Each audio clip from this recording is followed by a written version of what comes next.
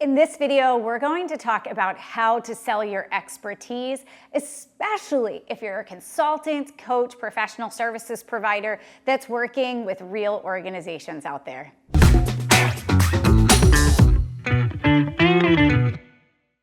If you've ever said to yourself, what I do is hard to explain, or clients don't really get it until they've worked with us, then this video is absolutely for you. Because in this video, I'm going to share with you how to craft a really effective gateway offer. A gateway offer is an easy way for decision makers to say yes to working with you that doesn't have a lot of risk, and it gives them a chance to experience what it is that you do so you don't have to explain it. And that's really one of the biggest problems when you're working as a consultant, a coach, or professional services provider. Essentially, what you do is sell the invisible. It's hard to explain services and expertise because someone can't touch it or feel it. When you go buy a car, you can walk all the way around the car, you can get in the car, you can put your hands on the steering wheel, you can take it for a test drive.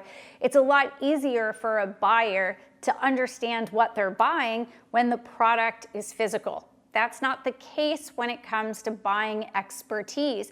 And that's why gateway offers are so powerful and so effective. It's essentially a test drive of your services. But here's the other extra special part about it. It's also a chance for you to test drive the client and to make sure before you sign a huge deal that's maybe a year or two long in nature, that this is an organization and a decision maker that you really want to work with. Because there is nothing worse than being trapped in a client engagement that is paying all of your bills, bringing in lots of profit to your business, but you're miserable. So gateway offers go both directions. Let's talk a little bit about what gateway offers are specifically. They are a formal let's start here offer. They are a clearly defined engagement. It is clearly scoped, clearly defined. And speaking of scope, a good gateway offer has a limited scope and duration.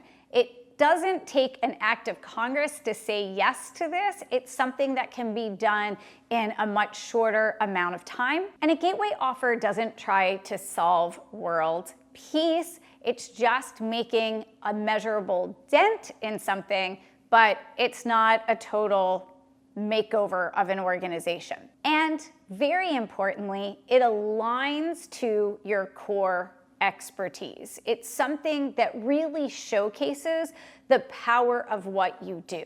A gateway offer that's somewhat adjacent but not really core to the longer term journey of a client, that's not going to be a very effective gateway offer. Here's why gateway offers work so effectively. Number one, it reduces the decision maker's perceived risk. So when they're saying yes to you, it's lower dollar and it's lower time commitment for them.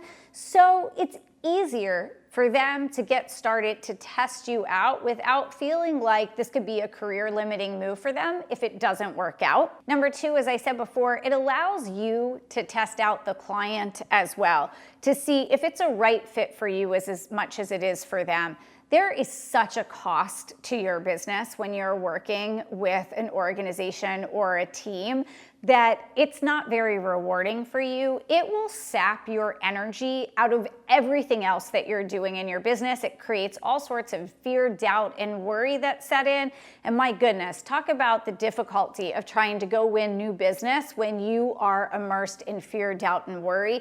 So the cost isn't just the stress and frustration of that client, it's the spillover effect into everything else that you're doing in your business. Number three, once a client buys from you, they are much more likely to buy from you again. In fact, it's about 10 times more valuable, and by some research, up to 20 times more valuable to keep selling to an existing client than to go get a new client. So this gives you a chance to get started, create that relationship, and then create follow-on work. That's assuming that the gateway offer is set up in the right way from the start. And as I said before, it makes the invisible visible, which is really priceless. And again, it harkens back to that idea of it's hard to explain what you do. So instead of trying to explain what you do, really give that client a chance to experience what you do.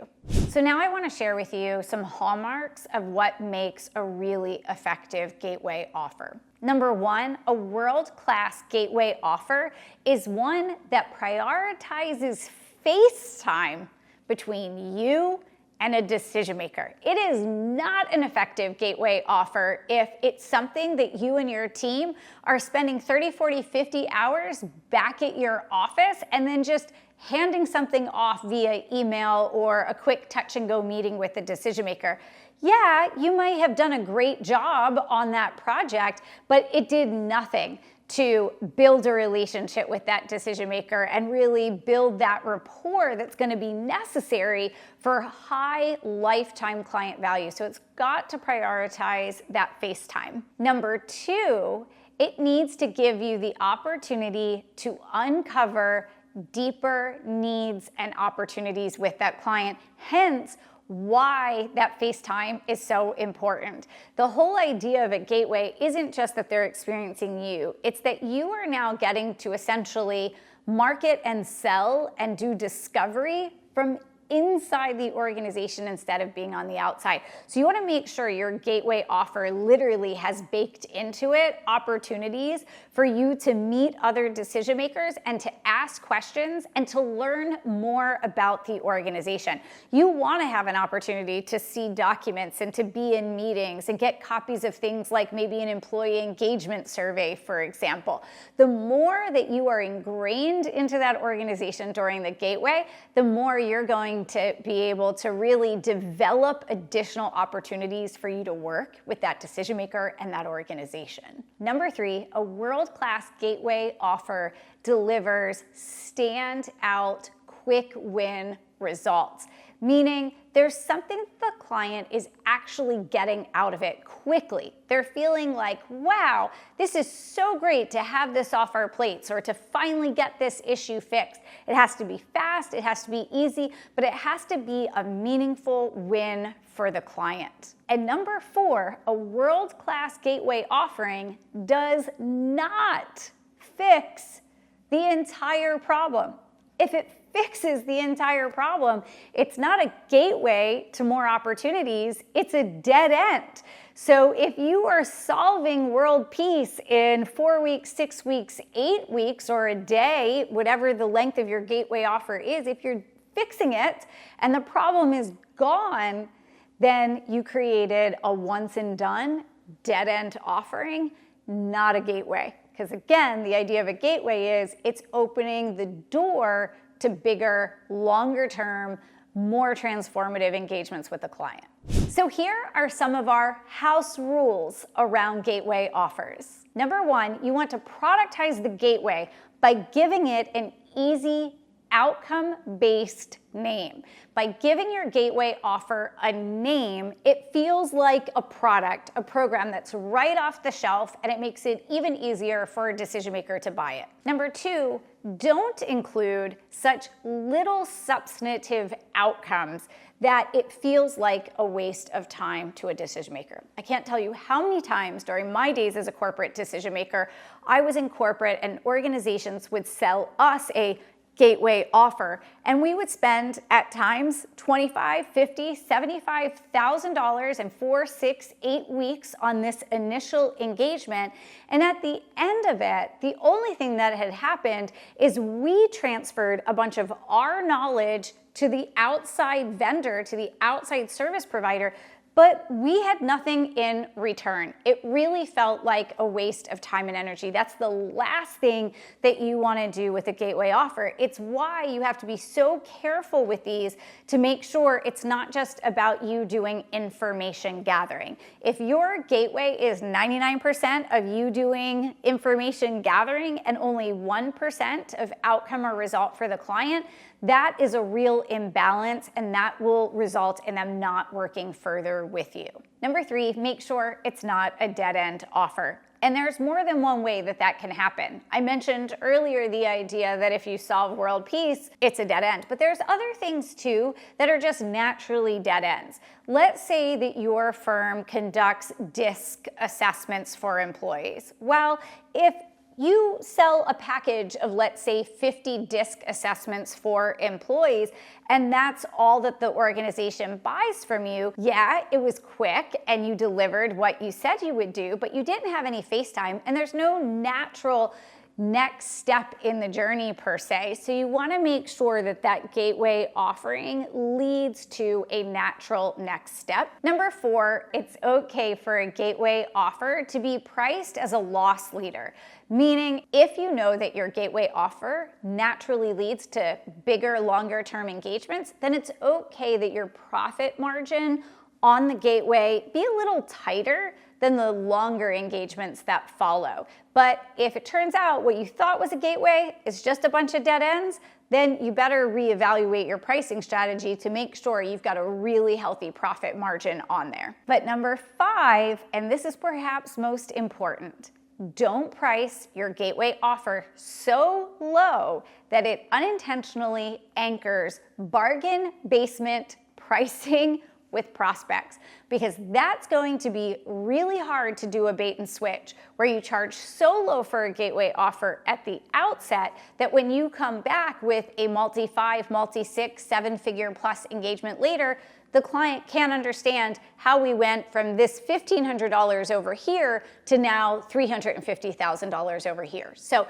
that pricing has to be in a sweet spot. Doesn't have to be the biggest profit margin ever, but not so low that you're setting unrealistic expectations for what it's going to cost to work with your firm long term.